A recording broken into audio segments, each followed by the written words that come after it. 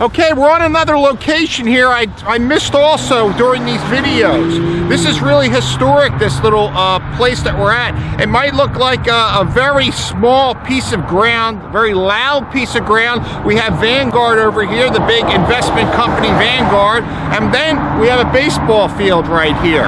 Now, because it's a baseball field, it preserved what was here. Because of the baseball field and this little tiny area here that wasn't built on, we got a glimpse of history right here. Now, as you see in the background, it's Cedar Hollow Park. Now, what's special about this little baseball field is that during the encampment, the British were coming into this area. Now, the British scouting, they were scouting the area with cavalry troops. Now, the cavalry went all around the area trying to look for the best places to camp, trying to get intelligence, and also they were just in the area trying to find different roads that the army can use, and then report back to the commanders about what it looked like ahead. What were the terrain ahead? Was the enemy ahead? Now, cavalry was used even during the Civil War very heavily. All right, this area is unique. I'm going to walk over here, I guess, to get an idea and talk over here, because this road and what we're looking at right here is historic. If you look, it's a road. There's a bridge that goes over, the roadway here. But it kind of looks exactly the same way as what I'm going to describe. Okay, this is where the cavalry stayed. Now, how do we know that the cavalry stayed in this area? Now, the cavalry stayed here for one reason and one reason only. During the Battle of Brandywine, there was some type of engineer. He was a sketch artist. He sketched what he saw. He would take a book along with him and colored pencils and so forth, and he sketched the action. Just like, during the Battle of Gettysburg, there was a gentleman that sketched the action. Now, you didn't have cameras back then, and basically you just wrote down what you saw. But this gentleman made two water sketches, watercolors or different pencil sketches. The first one was at Creek Road, and it was at 926, and it was during the Battle of Brandywine. The army, the British Army had stopped along 926, and you could see three cannons in the background going off simultaneously, and you see little tiny guys running around. Now, that sketch was made during the Battle of Brandywine. Now, he must have been dispatched probably with some type of cavalry unit or in support of the cavalry, because he was here. He was here at this location. Now, he drew a sketch of this area where we're standing. He did it a little further back. We're not exactly where he did the sketch. He did the sketch about, there's a little creek here. This is called the Valley Creek. And in that water sketch, you could see the Valley Creek, you could see this area, and you could see this road. This is a colonial road. This road would have been here in that sketch. Now, what you see in the sketch, you see a picket fence, a three-rung picket fence. The picket fence goes all along here. And all along here, you see, all along that picket fence, you see the cavalry horses all lined up, all tied with their reins along that fence that goes up down here. And then you see an encampment off to my left here, it would be your right. There would be a cavalry encampment. It's absolutely incredible. This guy sketched this encampment, and there was a few things that were said during that water sketch. They say that the Valley Creek right behind me here, or actually in front of me here, they said that the water was the best they have ever tasted from the Valley Creek. Now, this is 1777. Back in England, I'm sure there was a lot of pollution and, the Thames and all that stuff. But they said that the water that came from that little tiny creek, Valley Creek, was the best they ever had. And that came from this water sketch right here. Now, like I said, there was horses all up and down here. This is where the cavalry stayed as they were invading the Great Valley. Now, they were probably ahead of the army, or they were all in this general Great Valley vicinity. There are a lot of history, and there's stories about the British being here. And what I'm going to do is I'm going to pan over so you can get an idea of this area. And in a little while, I'm actually going to put that water sketch up so you can get the idea about exactly what we're seeing here.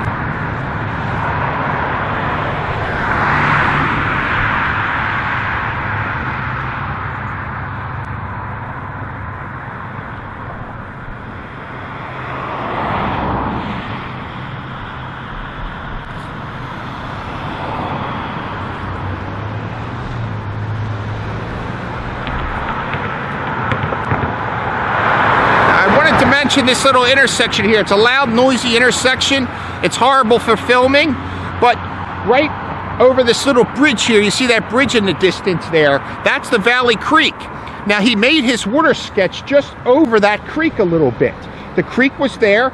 There's a little hill that goes up and then it plateaus out. He was on top of that plateau about maybe 100, maybe 150 feet away.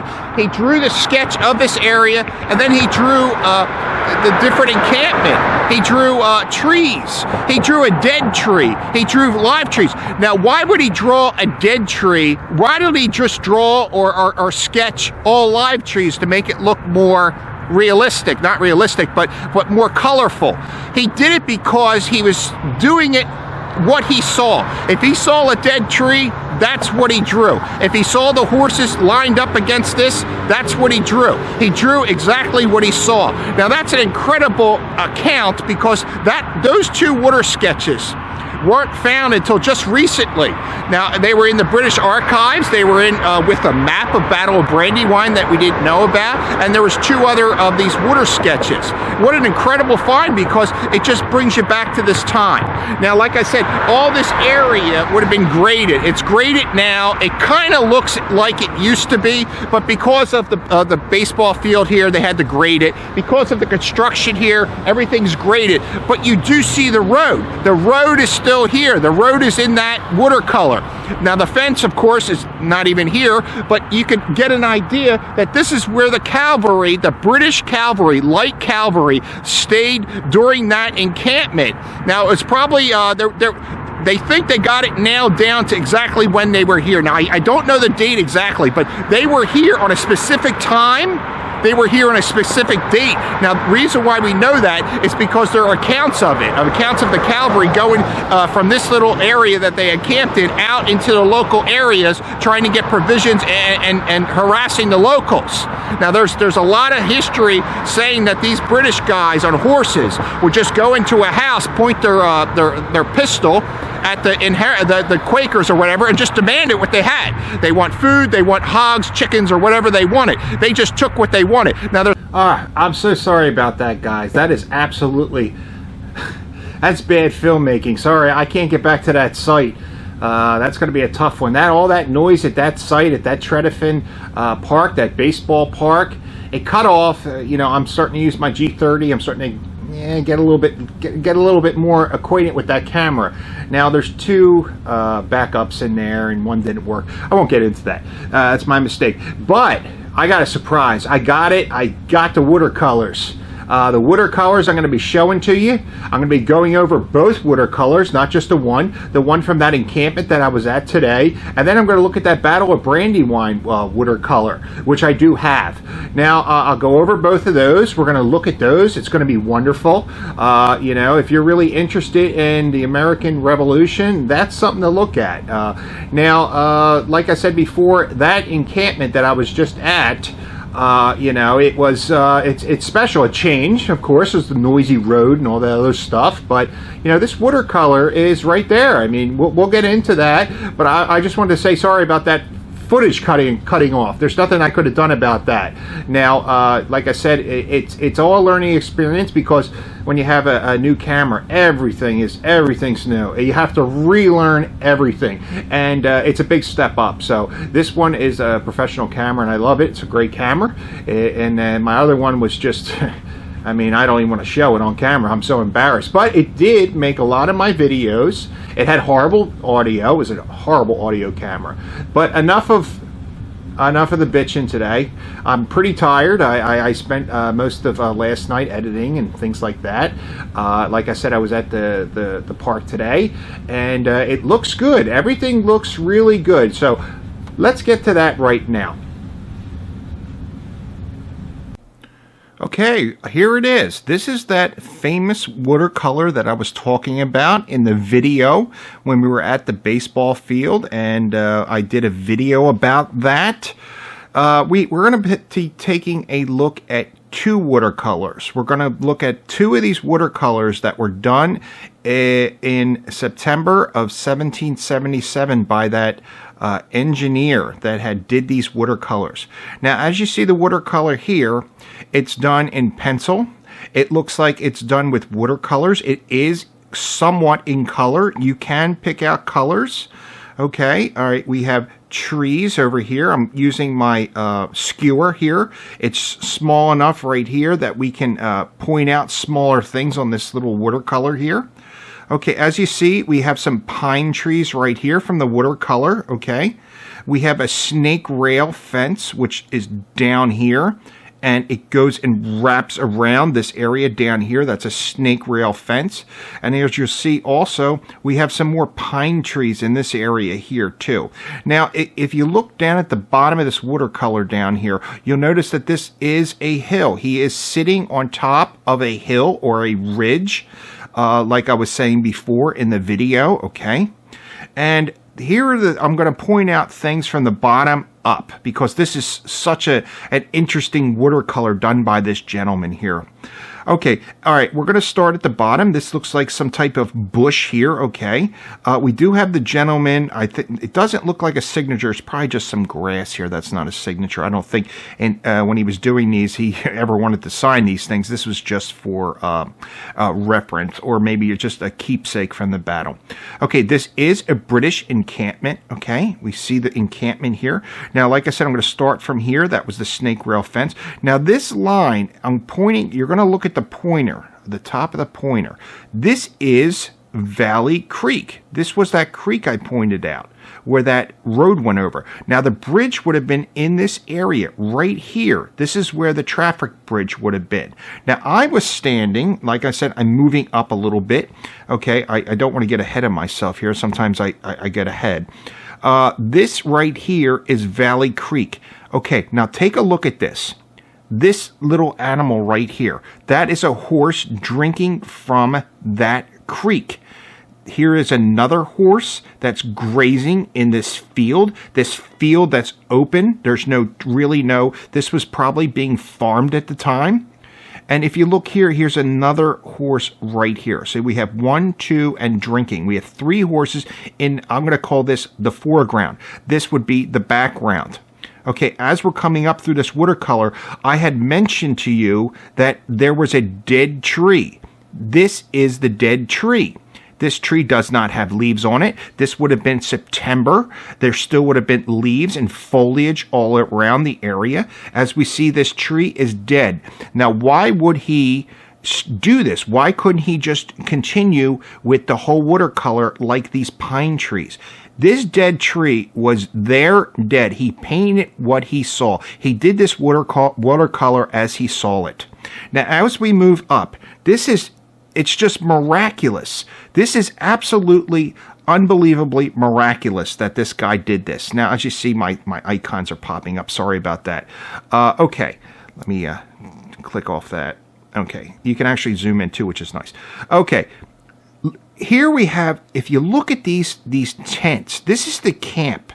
The camp extends out to this area, okay?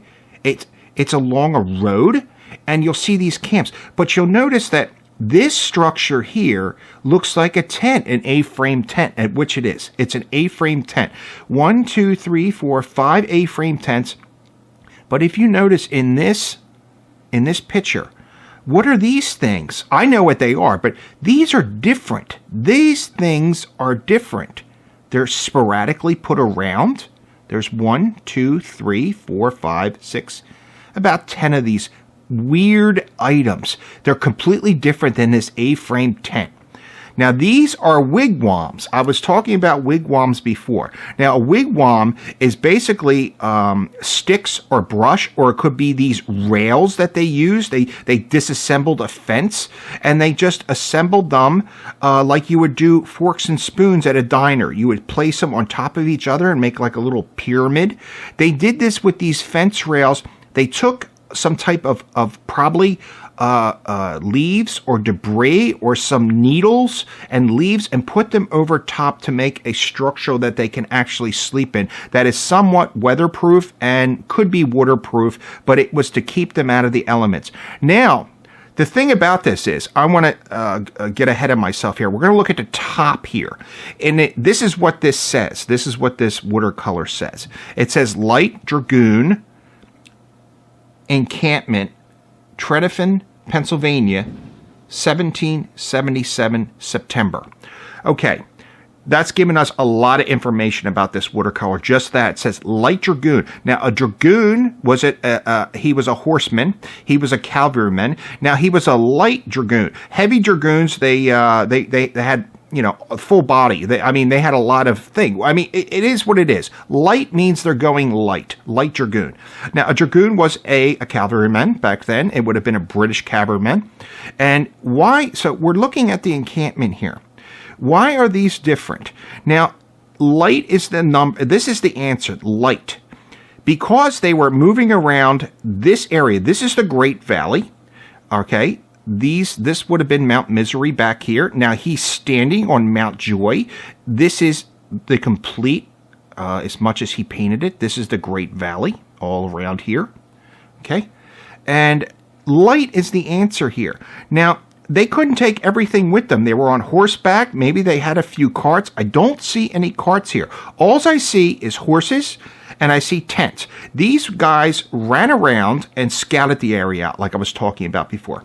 All right, as we go up, like I said, these are wigwams. The wigwams were there because they were traveling light. They couldn't take all their provisions and tents with them. Some guys had tents, some guys didn't. And they improvised. They used wigwams, which was even the Americans used wigwams.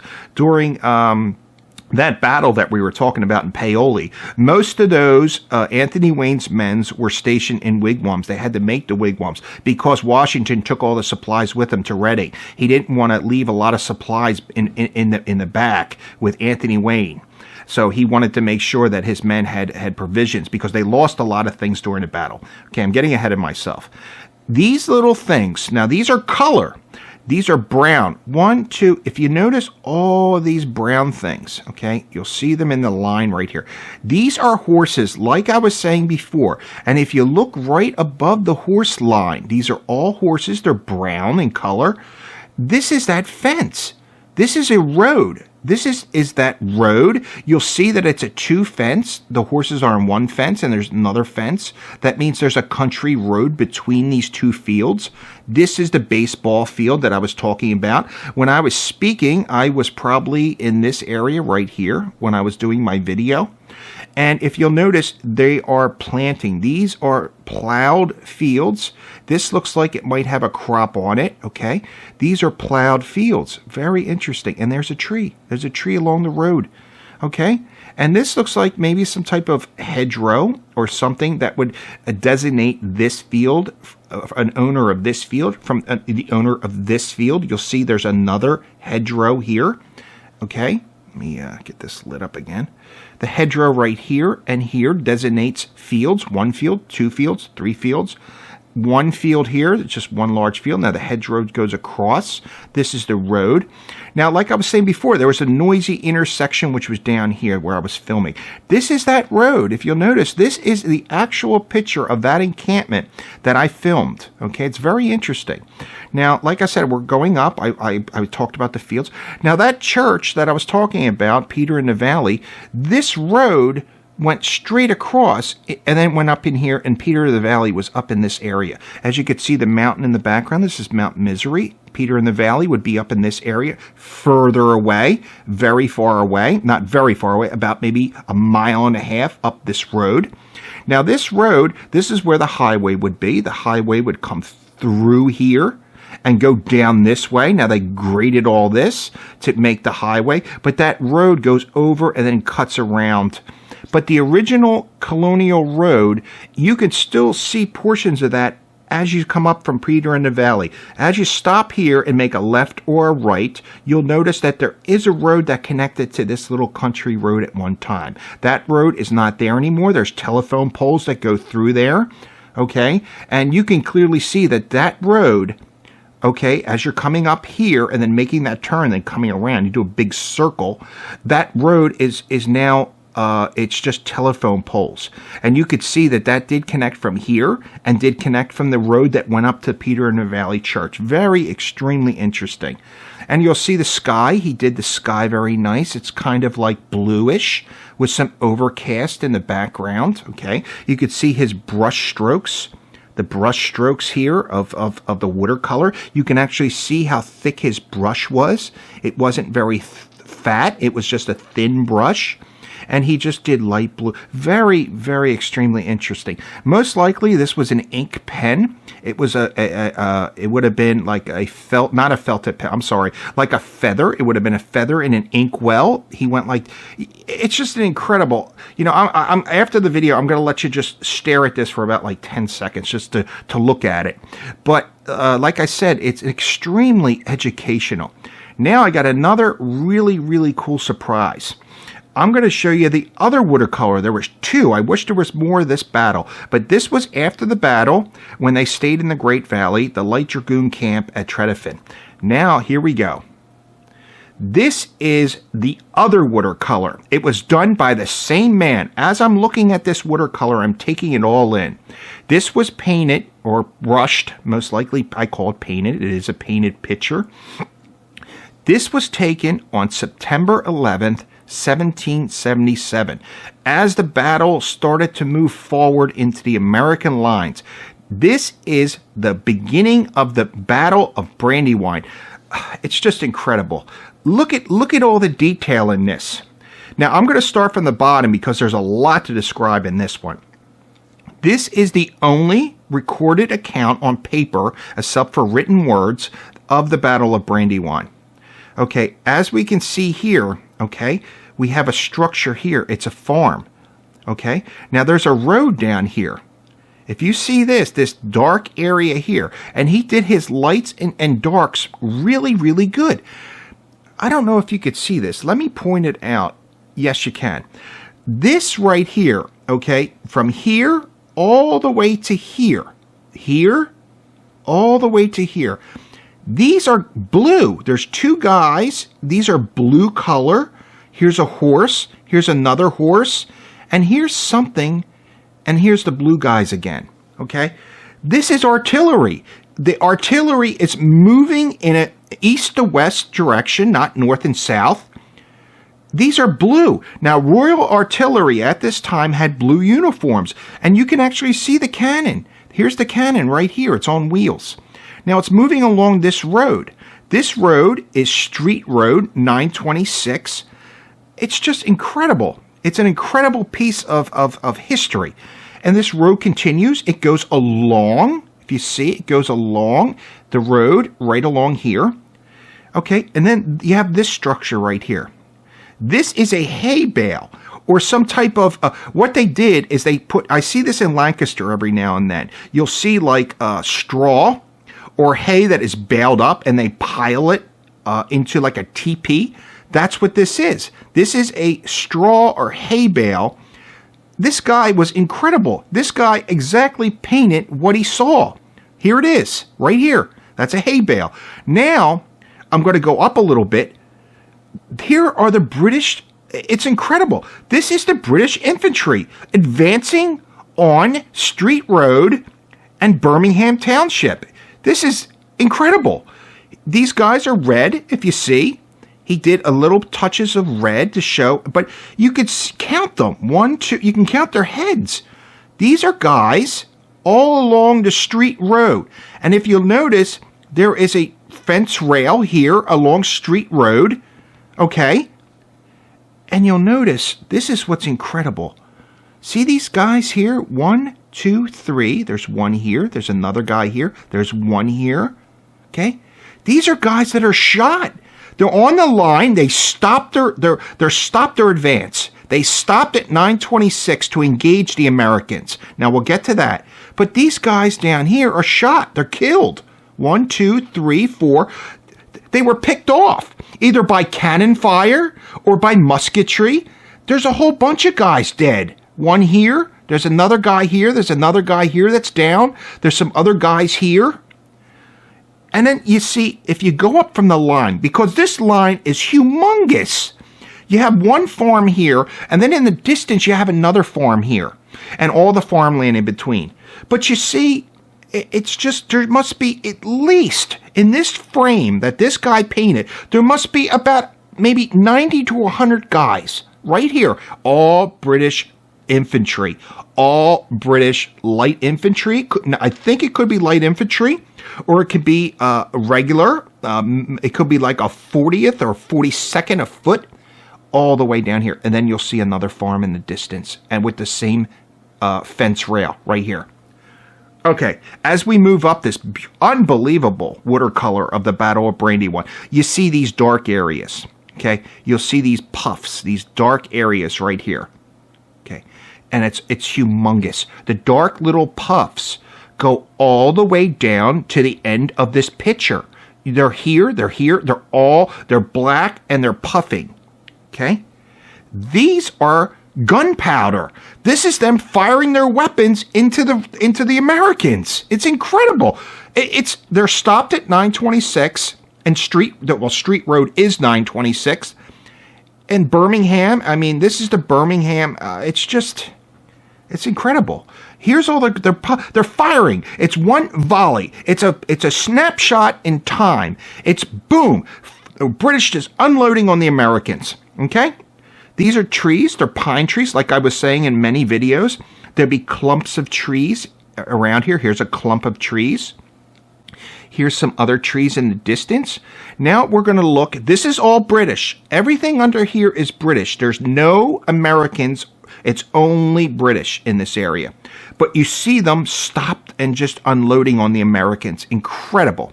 Now we're going to come up a little bit. As we see these clumps of trees. This is farmland. This is open farmland, or it could be maybe they logged the area, okay, and it's just open area. Now we're looking, okay, you got guys down. 1, 2, 3, 4. Here's Americans. They must have been in line and got shot down, or they were shot on and then they started to retreat and the bodies are left behind. Here are the guys, okay? And then we're going to look over here. I'm going to take my pointer. I don't want to put my hand in the frame. Now you're looking over here, and now you see white puffs. 1, 2, 3, 4, 5, and some in here. These guys, these Americans that formed a line to defend themselves against this British onslaught are now in this tree line right here. They're hiding in the trees and firing out of them. You could see them firing out. Okay? We're going to go up here. Okay, we have guys running. They're either trying to form a line or trying to get up here to get to this line. Here is a line of American soldiers, okay? You have a guys here. It's a small little group of men, okay, right here, and they're running. They're all turned in one direction, and they're running. They're running up towards this area up here, this farmed area, where it looks like they kind of plowed this land. This was somebody else's property. You have a fence rail here, a 3-rail fence right here, but you have guys here, and you see that they're firing. 1, 2, 3. You see the puffs. Everything is puffs. You even got men here. I just noticed that. You have even got here. This is like a knoll. It's like a little hill here. And you got guys hiding behind this little tiny hill right here, firing on the British. These guys firing on the British. They're in trees. They're taking cover. Okay? Now I'm going to start from the left and I'm going to go right. This is a complete, this is farm. Like I said, this is plowed ground. And this is a tree line. This is a clump of trees in the distance. And you got guys, American guys, in those trees right here. They're all here. Here's 2 men right here. They must be running. They're probably running to get into position to form a new line. You have puffs of smoke coming out of this tree line, and they're firing on the British. Now, you see the trees. Like I said, we went over these guys. We went over this line and the tree line. And now you have this thing in the center. This big, looks like a tooth. It looks like a molar. It's a huge molar, it looks like. But then out of the molar, you have this red. You have red, and you have red.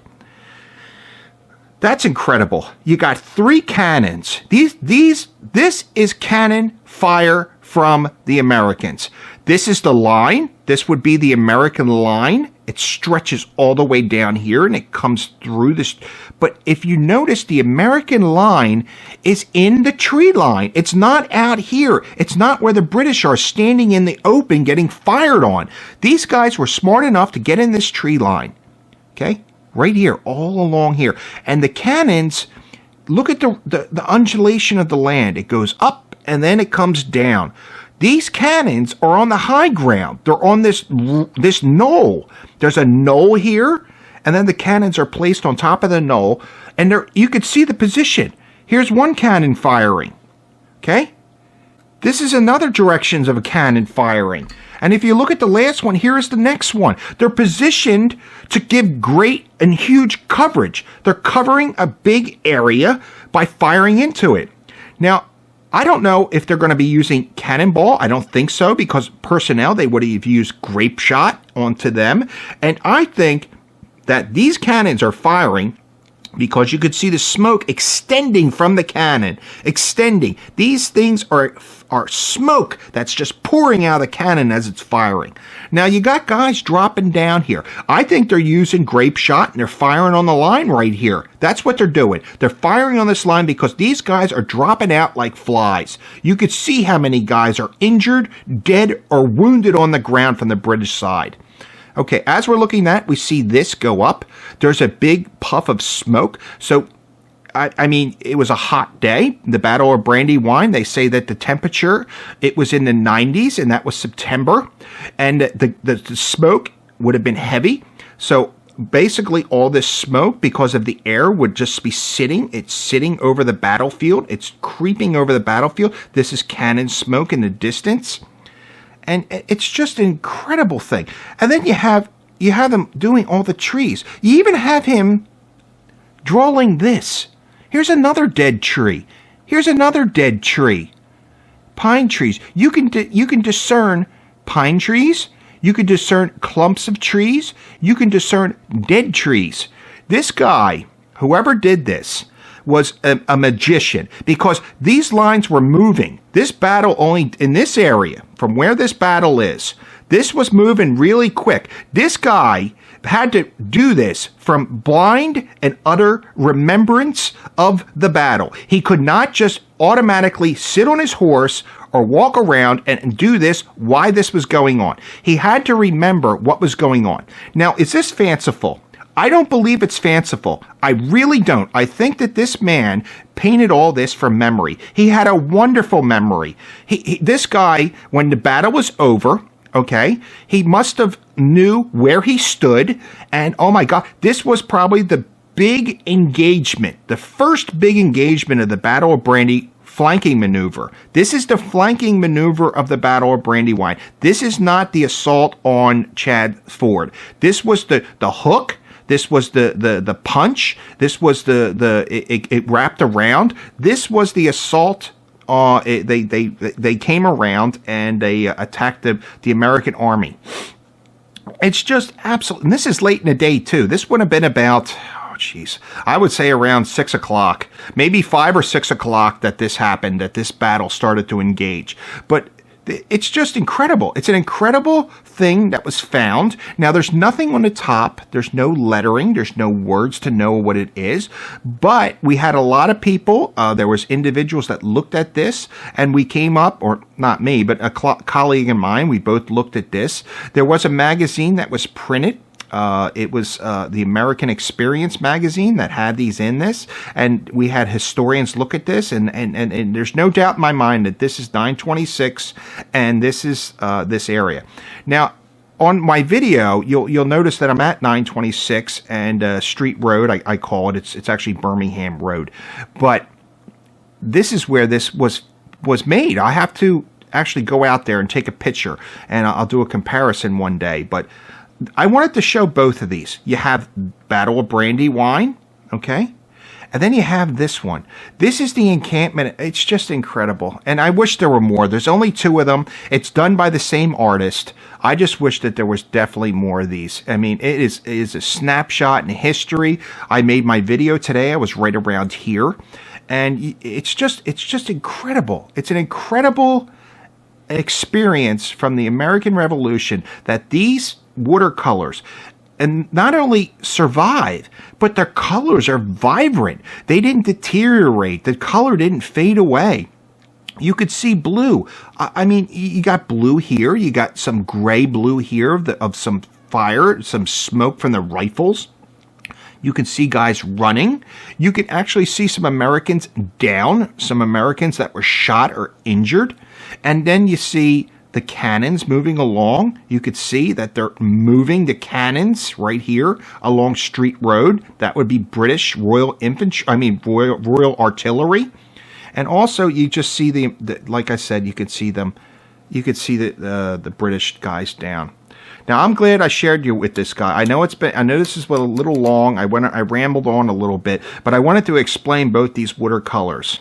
Now, I just wanted to, share this with you. But listen, thanks for looking at this, and I'm definitely going to leave both of these in a video so we could just stare at them without me talking because I ramble on. So I'm just going to leave these for you guys to look at.